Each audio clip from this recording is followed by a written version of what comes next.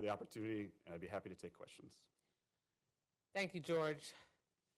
Thank you for your service to this country and to your fellow vets.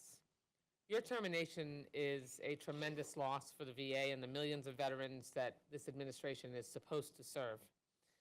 In addition to serving as a co-chair of the Steering and Policy Committee, I'm the ranking member of the Appropriations Subcommittee that funds the entire VA.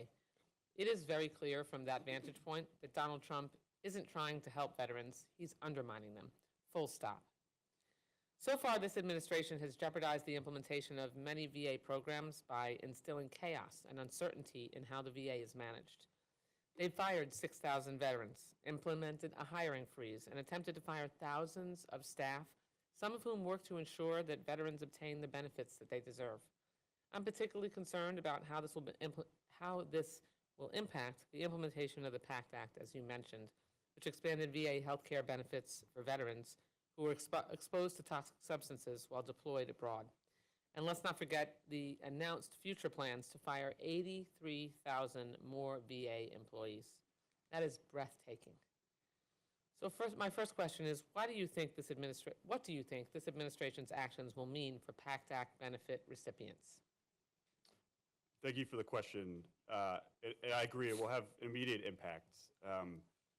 We mentioned wait times, and one of the ways that VA will try to make up for longer wait times is an expansion of the VA community care network.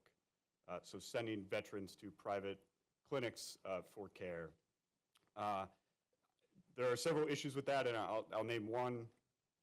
Private care providers are not held to the same standard of veteran experience and military-specific competencies that VA physicians are.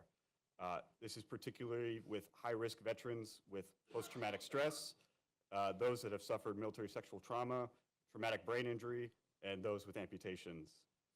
If physicians in the private sector don't know what to look for, don't know what to ask about, veterans will continue to suffer from these debilitating conditions, even if they are seeing a physician at the time.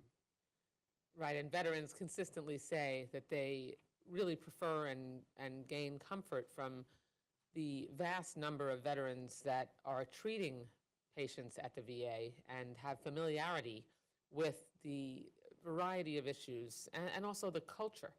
And so that's such a tremendous difference between just funneling veteran patients into community care.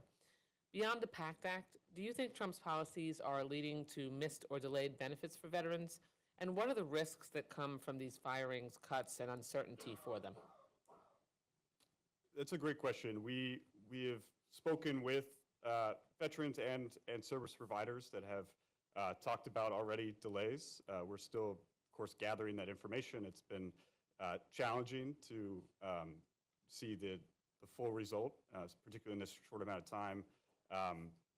But we will see that, particularly with the PACT Act implementation. Also, it's hard to imagine a world in which the VA could serve those additional hundreds of thousands of veterans that are now receiving benefits and care while removing the staffing that was brought in to support that.